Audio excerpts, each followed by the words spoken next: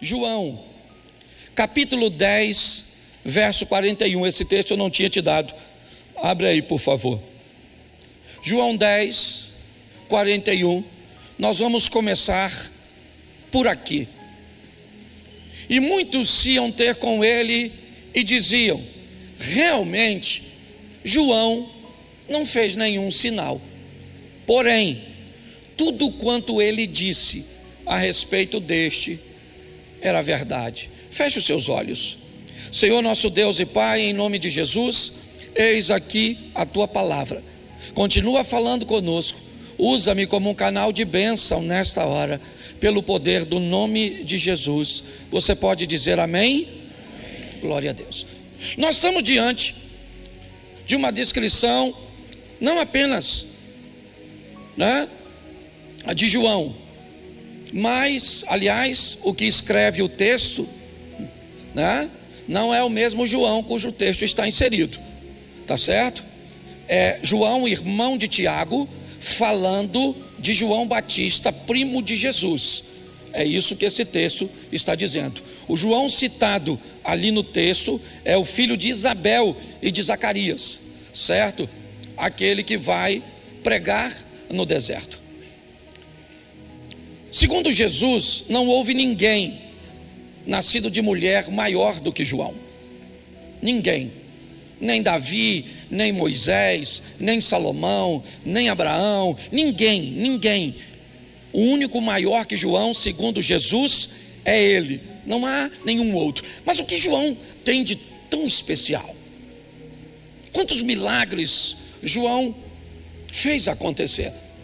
Quantos sinais ele operou nessa terra? Ele curou o quê? Multiplicou o quê? O que João fez para se destacar no conceito não apenas de Jesus, mas de um dos discípulos? Descrevendo isso, João era alguém que trabalhava com a verdade. Ele não era perfeito, se atrapalhou um pouco, porque a Bíblia gosta de mostrar fraquezas de pessoas exemplares para mostrar que não há 100% de perfeição. João foi um discípulo chamado para profetizar no deserto e foi muito bem enquanto estava no deserto. O dia que resolveu, por motivo eu não sei qual, sair do deserto para profetizar no palácio para Herodes, ele perdeu a cabeça. Ele acabou morrendo porque saiu de onde estava, talvez para ir para onde gostaria de estar. Mas João foi alguém que trabalhou com a verdade de tal forma que ele se destacou, mas perdeu a cabeça porque disse uma verdade que não deveria ser dita, pelo menos naquele ambiente, pelo menos daquela forma. Hoje eu quero apresentar a vocês algumas verdades que precisam ser ditas sim, mas a pergunta é: será que não é necessário arrumar um melhor jeito para contar uma verdade, para expor muitas vezes uma deficiência, para chamar a atenção de alguém com amor, com respeito e com carinho? Porque se não podemos, ao invés de solucionar um problema, causarmos mais problemas ainda. Então eu separei algumas verdades que eu acho que vale a pena você avaliar ou avaliarmos, e junto com elas, avalie o pastor, junto com elas, avalie a igreja, junto com elas, avalie meus líderes, as pessoas que caminham comigo, porque meu nome está arrolado ao delas, e o delas está arrolado ao meu. Não dá mais para separar isso. Mesmo que eu quisesse, eu não tenho como fazê-lo. Então é importante que você, como membro, entenda se esse é um ambiente que te aproxima de Deus, ou te aproxima muitas vezes das luzes, te aproxima muitas vezes da popularidade. Nós não podemos perder o foco, estamos às portas. Então vai aí a primeira verdade, certo? Que não pode ser dita. Coloca para mim, por favor, Mateus capítulo 28. Mateus 28, 11. Esse texto eu já te dei, certo? E indo elas, eis que alguns da guarda foram à cidade e contaram aos principais dos sacerdotes tudo o que sucedera. Verso: reunindo-se eles em conselho com os anciãos, deram grande soma de dinheiro aos soldados, dizendo o quê? Recomendando-lhes que dissessem. Vieram de noite os discípulos dele e o roubaram enquanto nós dormíamos. Olhe para mim, porque nós temos uma verdade aqui muito perigosa, e ela não pode ser dita, pelo menos na visão dos religiosos, dos sacerdotes. Jesus acaba de ressuscitar. Essa é a grande verdade. Se você for ver a história narrada na Bíblia, quando os soldados sentem a presença do anjo que vai remover a pedra, eles fingem estar desmaiados. A narrativa do que aconteceu é dos próprios soldados. Então eles não desmaiaram, eles não estavam inconscientes, eles viram tudo o que aconteceu, só que não havia neles poder de resistência. Então eles têm um problema agora. Eles vão dizer aos sacerdotes que aquele que havia morrido acabou de ressuscitar. Isso é verdade, sim ou não? Mas não pode ser dito, porque ela vai atrapalhar o sistema. Verdades não podem ser ditas quando, ou não devem para algumas pessoas, quando elas começam a atrapalhar o sistema. O sistema tem medo da verdade, porque a verdade pode dar aos ouvintes um poder de raciocínio que muitas vezes eles não querem que seus ouvintes tenham.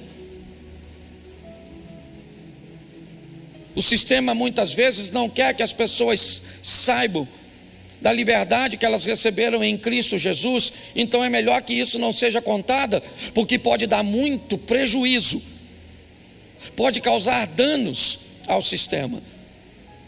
Um dos motivos que muitas pessoas não se preparam para viver as grandes adversidades da vida é porque o sistema acabou impedindo que a verdade chegasse aos seus ouvintes, para que eles se tornassem sempre dependentes, controlados e muitas vezes, dependendo da liderança, até manipulados.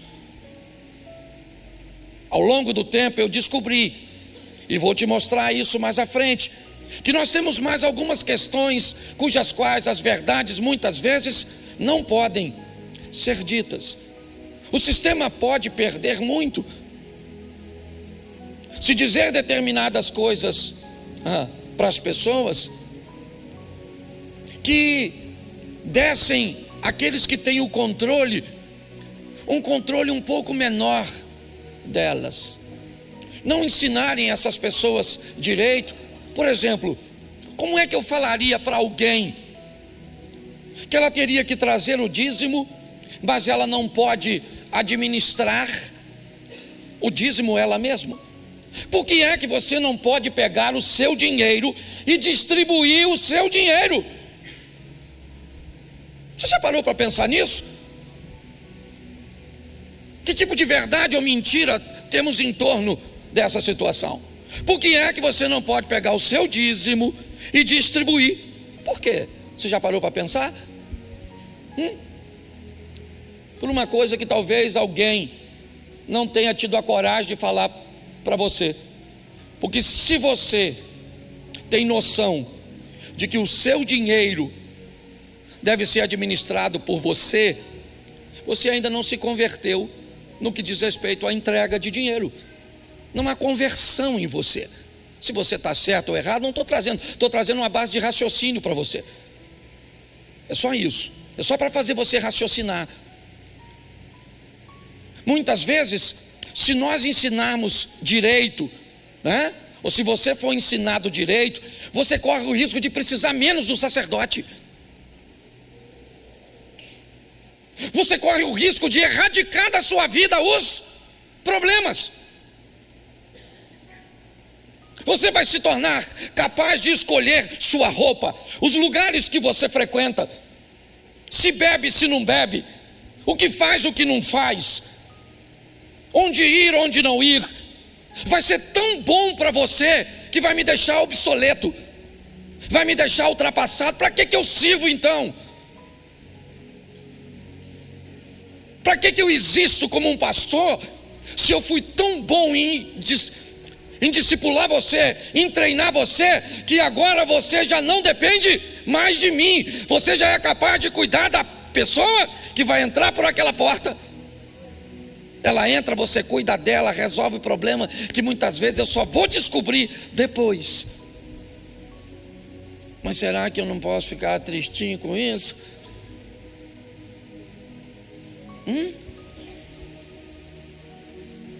Então talvez é melhor não ensinar direito e fazer com que sempre haja uma dependência. Me pergunte onde vai, se vai fazer, se não faz.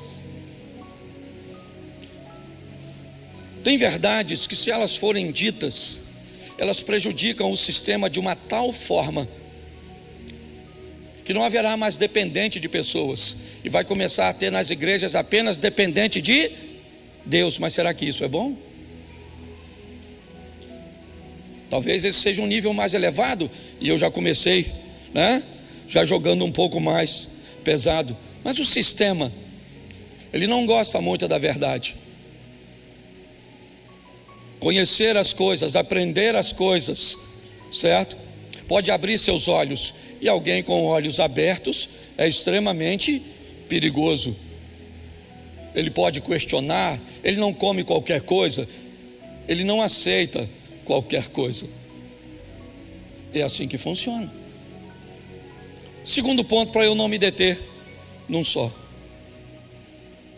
Primeira carta do apóstolo Paulo à igreja de Coríntios, capítulo 3, verso 1. Coloca para mim, por favor. Eu, porém, irmãos, não vos pude falar como a espirituais, e sim como a carnais, como a meninos em Cristo. É porque a tradução está diferente, né? Leite, deixa eu ver aqui como é que está a tradução. Isso, vamos aqui. Leite vos dei a beber, não vos dei alimento, porque ainda não podeis suportá-lo, nem ainda agora podeis, porque ainda sois, preste atenção, o segundo propósito, objetivo de que uma verdade às vezes não deve ser dita, é pela falta de maturidade daqueles que vão ouvi-la. Às vezes você precisa dizer a verdade a uma criança, mas como dizer uma verdade para uma criança, se ela ainda é tão criança para saber essa verdade? Se você tem uma criança muito pequenininha e ela pergunta para você o que é sexo, como é que você responde para ela? Não é extremamente desafiador? Não há nela maturidade. A falta de preparo dos ouvintes muitas vezes faz com que, como é que nós vamos falar na igreja sobre bebida alcoólica? Pode? Não pode? Como é que nós vamos fazer?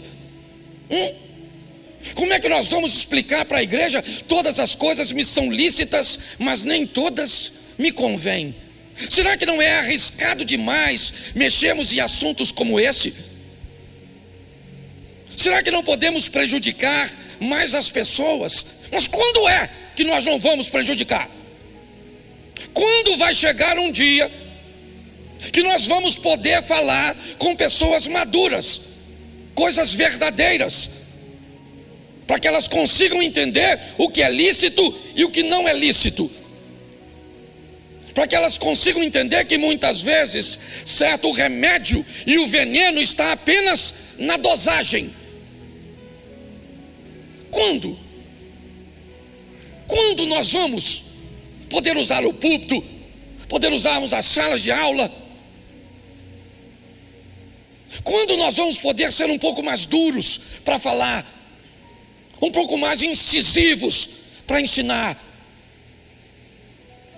Quando nós vamos aprender com Jesus que alguns, ao serem ensinados, virarão as costas e irão embora, porque não gostaram do ensino, porque o ensino estava forte demais, o confronto estava muito intenso, e entre mudar de postura e mudar de igreja, é muito mais fácil mudar de igreja.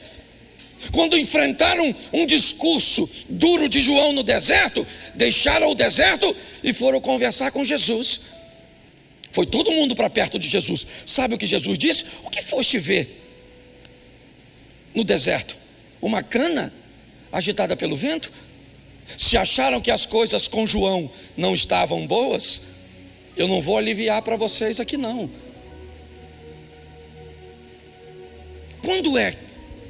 Quando? Depende da liderança, porque eu estou falando de mim mesmo. É o ano da revisão, é o meu. Eu estou aqui, certo, revisando o que eu estou fazendo. Qual é o meu papel nessa história? Qual é o meu papel? Porque eu sou pastor de uma igreja. Um dia eu vou ter que prestar conta de tudo isso.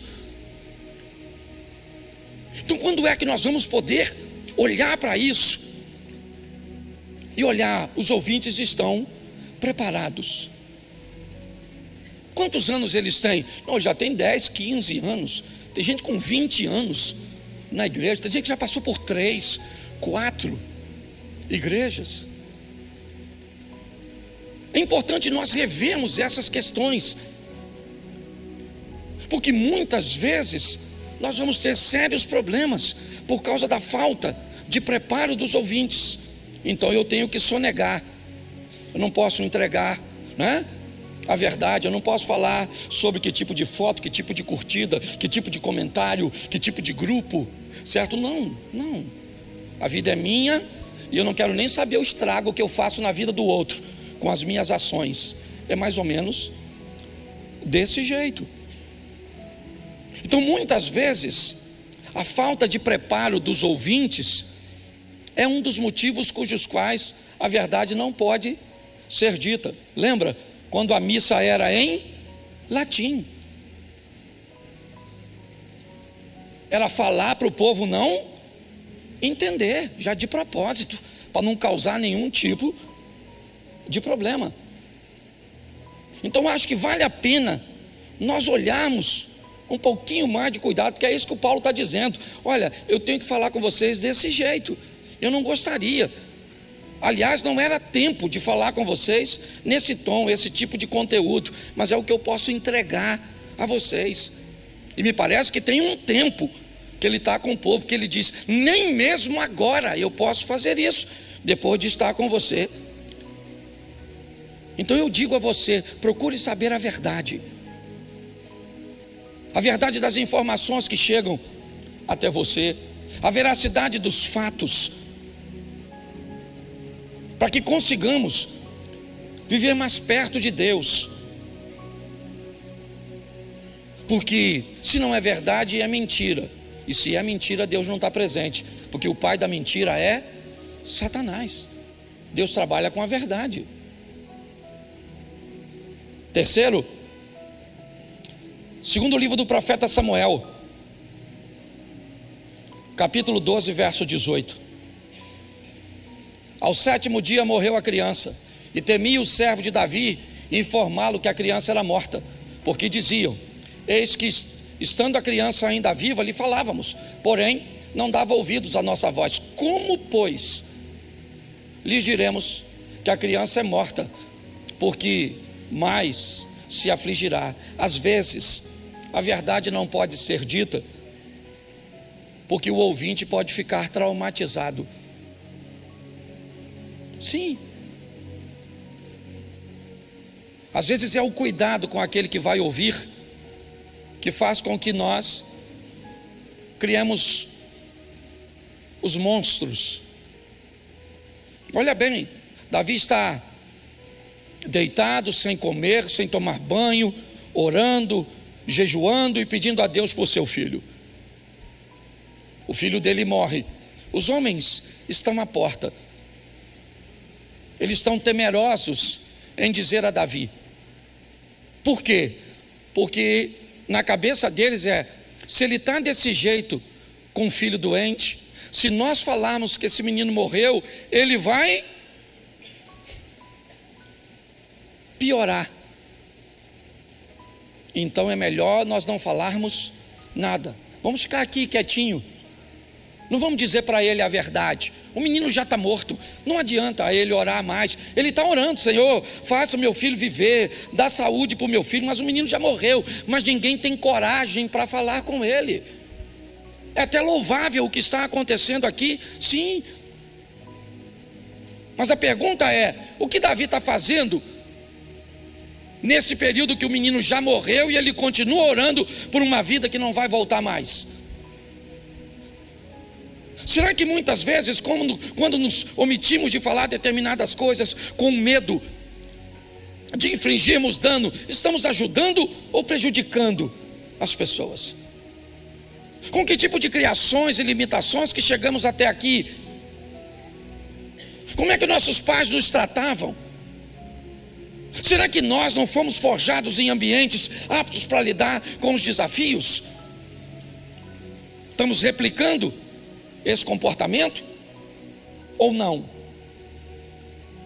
Os homens não querem falar com Davi porque eles têm medo, sabe? Como nós temos. Qual é a dose certa para corrigir o nosso filho? Um grito? Será que não podemos traumatizá-lo?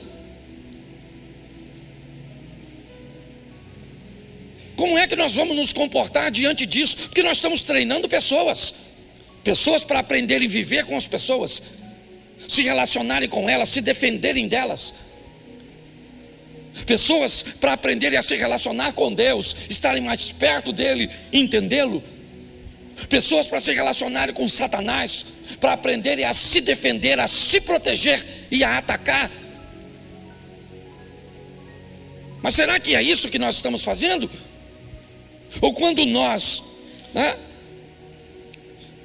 temos dificuldade de dizer determinadas coisas, não somos cúmplices de uma criação, de uma geração frágil, em si mesmadas? Pare e pense. Olha só.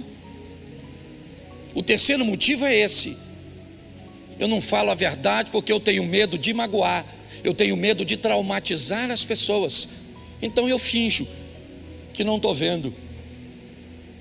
Será que isso é sadio para o nosso casamento? Será que isso é sadio para os nossos filhos? Será que isso é sadio para nossas amizades? É só uma reflexão. É isso. O quarto motivo que uma verdade não deve ser dita, coloca para mim, 2 Samuel 1,16. Vamos lá. 1,16. Tendo Davi passado um pouco além, certo? Dobrando o cimo. Bom, vamos lá. Só confere para mim aí. Segundo livro do profeta Samuel, capítulo de número 1, verso de número 16. É esse o texto que está aí?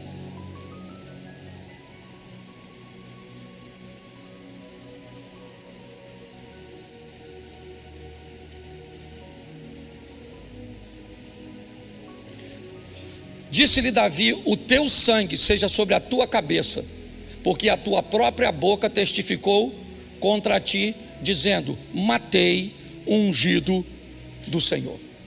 Preste atenção. O quarto motivo pelo qual muitas vezes a verdade não deve ser dita: pela falta de habilidade do mensageiro.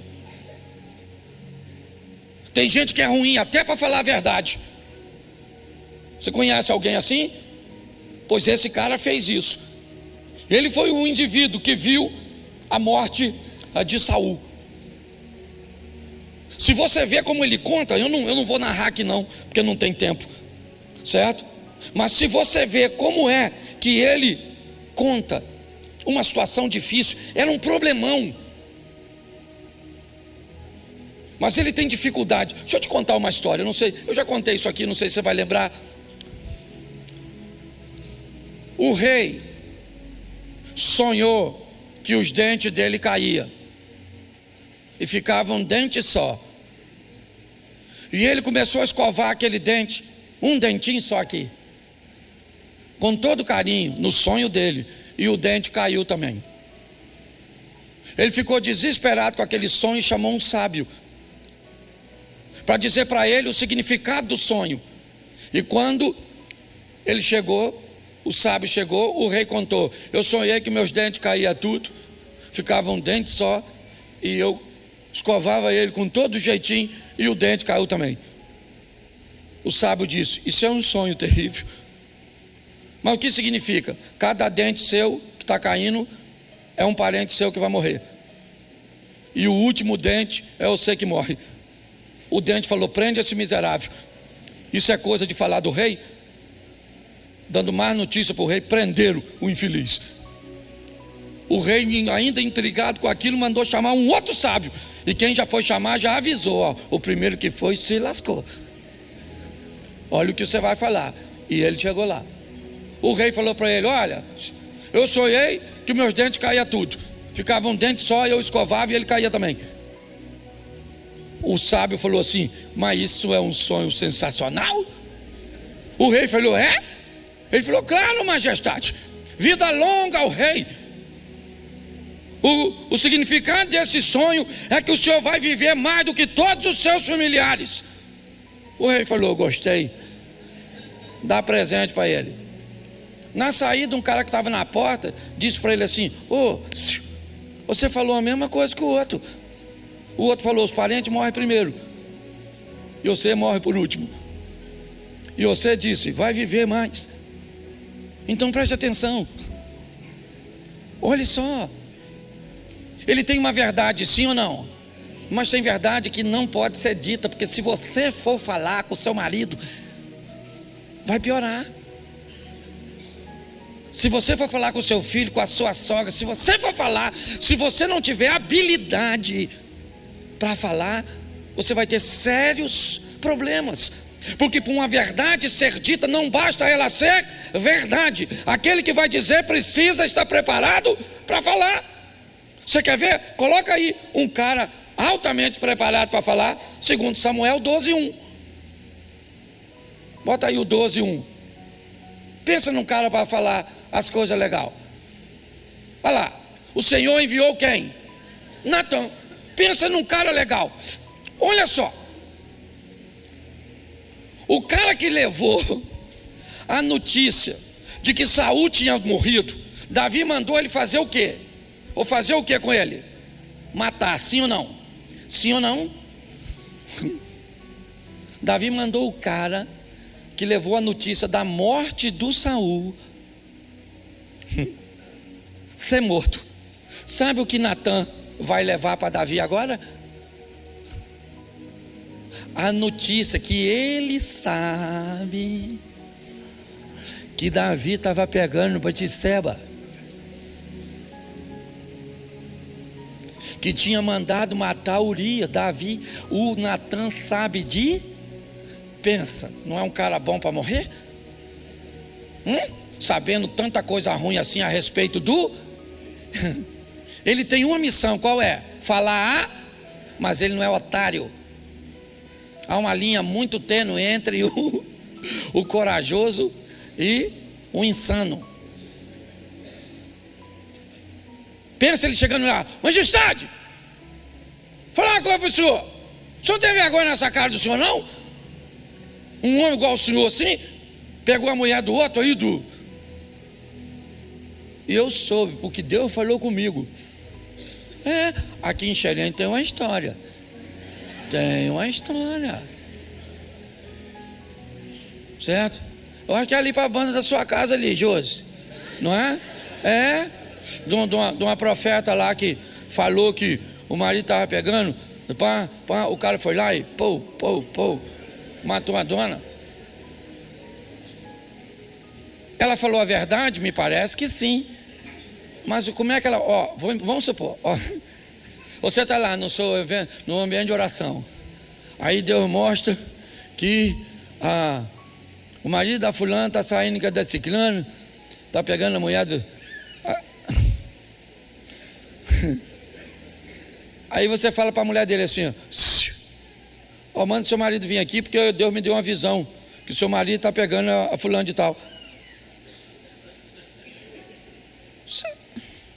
Não era para ela falar assim: ô querido, tudo bom? Fala com o seu esposo que eu tive uma visão a respeito dele, um assunto muito sério que eu só acho que é só entre ele e Deus. Avisa ele para dar um pulinho aqui, eu pergunto a ele se eu posso contar para a senhora. Diga para mim se no dia seguinte o cara não está lá. Aí a mulher que era profeta falava: minha senhora, é só entre Deus e ele, a senhora vaza. E aí fala: aí maluco, a casa caiu. Deus me mostrou que você está no cerol, com a nona lá. Ela está falando a verdade, sim ou não? Mas da maneira correta, gente. O mensageiro tem verdade que não pode ser dita porque o mensageiro é ruim. Você já tentou falar a verdade para alguém e deu problema? Você sabe do que eu estou falando. Então nós, como mensageiros, nós temos que ter habilidade. É assim. Você tem que resolver o problema como se ele, e deixar no ar como se ele não existisse. Esse dia o cara entrou na minha rede e me xingou disso, xingou daquilo, me chamou de bolsonarista, disse que eu sou palhaço, disse que eu sou isso. Aí eu penso, eu sou gente. Eu fiquei irritadíssimo. Aí eu fui lá e coloquei: oi amigo, como é que você vai, cara? Tudo bem? Saudade. E postei. Ele deve ter pensado: esse pastor é doido, não sei nem quem ele é. E os outros que viu pensou o quê? É algum amigo do pastor que está brincando com ele.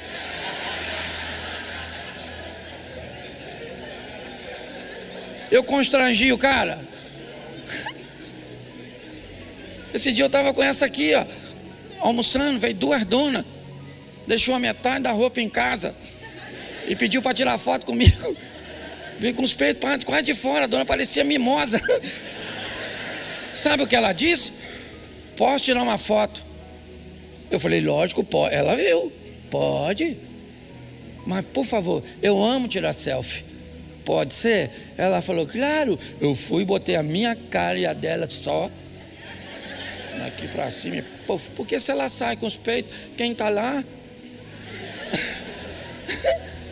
é o irmão. Então você tem que aprender a resolver as coisas. Entendeu? Tem que ter sabedoria. O cara está aqui, ó. Um morreu por dar uma notícia ruim, o outro deu uma notícia pior ainda e saiu bonito na fotografia. Depois você leu o que o Natan falou. Deixou o Davi, ó. Sabe o que Davi falou? Pequei.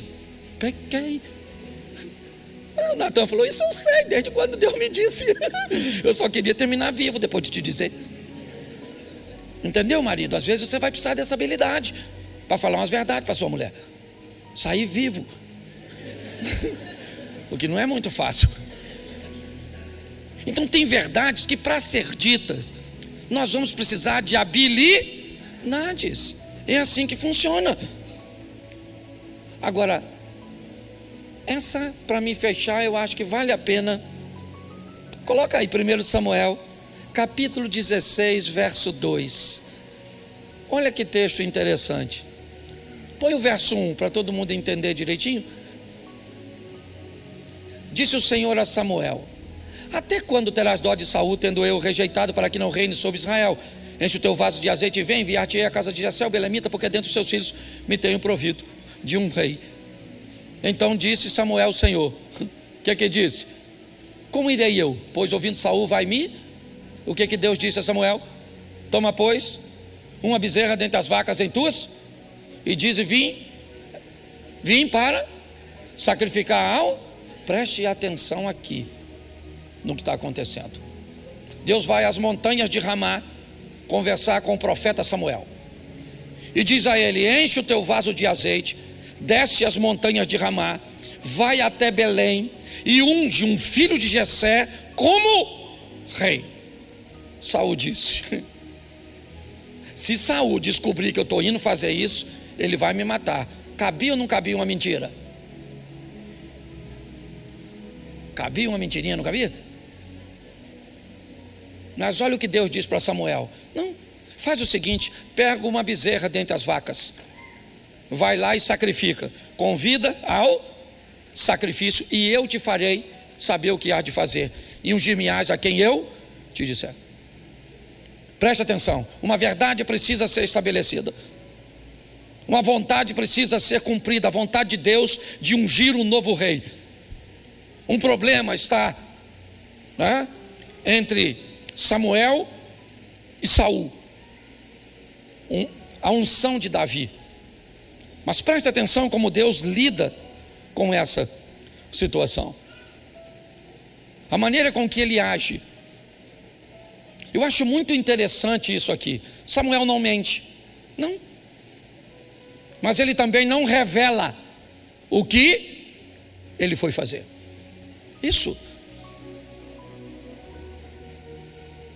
Tem coisas que nós não precisamos revelar, tem situações que nós não precisamos expor, não interessa às outras pessoas, são verdades, mas para que eu vou compartilhar? Eu vou gerar uma série de problemas. Eu tenho que ter esse discernimento, e eu acho que é esse discernimento, sabe, que nós estamos com dificuldade de desenvolver nas pessoas, sabe, essa linha do bom senso, até onde pode, não pode, até onde eu faço, eu não faço, eu falo, até onde isso prejudica. Será que eu sou capaz de olhar para a igreja, para entender os danos que eu posso causar, quando eu faço algo, quando eu ajo de alguma forma? Ou será que eu tenho que continuar sonegando as informações? Será que as pessoas têm que continuar sempre ouvindo uma parte do todo, porque não são capazes de absorver o todo? E aí, nós sempre vamos estar envolto numa série de confusões. É porque um disse, porque o outro disse, é porque um fez, porque o outro fez, é porque um postou uma foto, e a foto estava desse jeito, e frequentou esse lugar, e comprou, e não pagou, e fez isso, e o líder,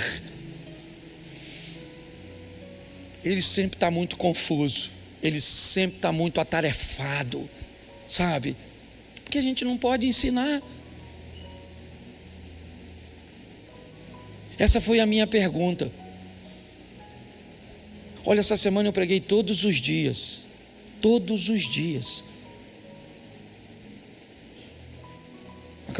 Eu cheguei agorinha mesmo. Eu passei para bastante lugares, passei mal em Fortaleza, quase não consegui pregar. Amanhã volto para pregar em Pernambuco. E eu estou no ano da minha revisão, conversando com minha esposa, perguntando, nós dois, será que tudo isso vale a pena? Né? Será que vale?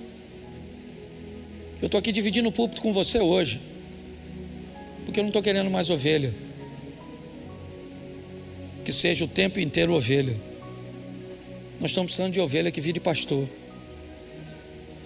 Não faz sentido pessoas com tanto tempo precisar de tanta manutenção, de tanto cuidado, quando já deveria estar virando pastor. Mas pastor, o senhor já pensou que é perigoso ovelha virar pastor? Porque se ovelha virar pastor, pode querer o lugar o dia que você tiver poder para ocupar o meu lugar, significa que Deus não tem mais para mim e resolveu colocar você. Eu não tenho medo disso. Aliás, a vida, pelo menos desde que eu entendo, ela funciona mais ou menos assim. E alguém que não conquista, querendo possuir algo que alguém já, é muito mais fácil. É um jogo difícil, mas nós temos que aprender a viver com isso.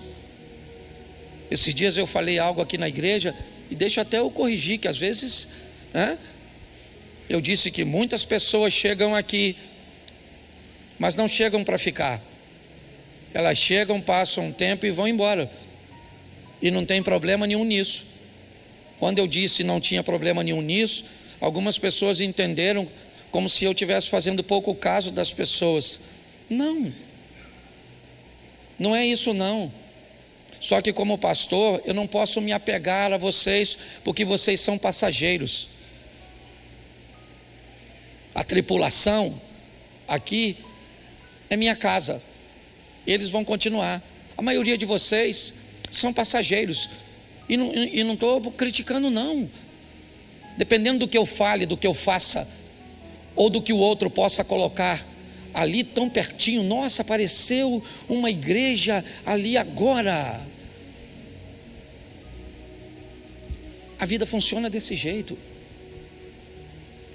Eu sei que pessoas vão ficar, porque a gente tem que continuar cuidando. O tamanho da igreja, quem determina é Deus. E vocês são preciosos, mas muito preciosos sim, porque vocês não são meus, vocês são do Senhor. Mas o meu incentivo a vocês é: deixem logo de ser ovelhas e comece a pastorear. Você não precisa de um microfone, você não precisa de um cargo de liderança, você precisa de um coração para orar, para ajudar outras pessoas. Isso faz com que, além de você não exigir demanda, você ainda supre demandas. É assim que funciona. Mas verifique se aqui você recebe conteúdo, informações que estão buscando te transformar em alguém autossuficiente. Vamos continuar convivendo em comunidade, sim, mas autossuficiente, apta para lidar com suas escolhas. O pastor não precisa dizer que esse decote, que essa saia, não precisa, você sabe.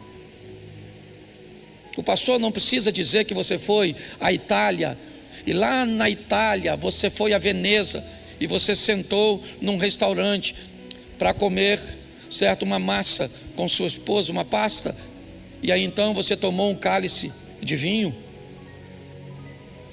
Está certo ou errado? Não estou aqui defendendo nem para lá nem para cá, certo? A pergunta é: quando nós vamos conseguir formar? Isso é uma pergunta nossa, Abner, nossa, Osias, nossa, Eduardo, nossa, Alex trabalha com casais, quem trabalha, Anderson, que trabalha com quando é?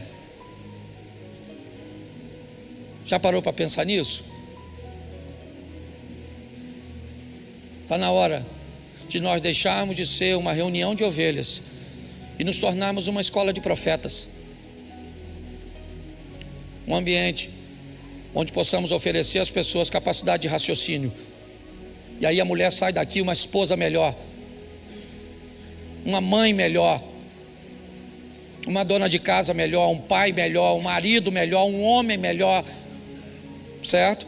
Aí nós vamos melhorar. Melhorar onde? O bairro que nós frequentamos. Melhorar onde? Melhorar a nossa casa.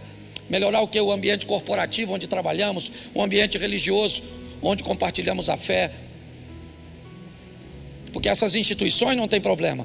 Tira as pessoas da sua empresa e vê se tem algum problema lá. Tira as pessoas da sua casa e que problema tem lá? Tira as pessoas daqui. Os problemas, eles estão em nós. Então nós precisamos olhar com um pouco mais de carinho para nós mesmos, porque a percepção precede a mudança. Se você não consegue perceber que precisa mudar, você não vai mudar nunca.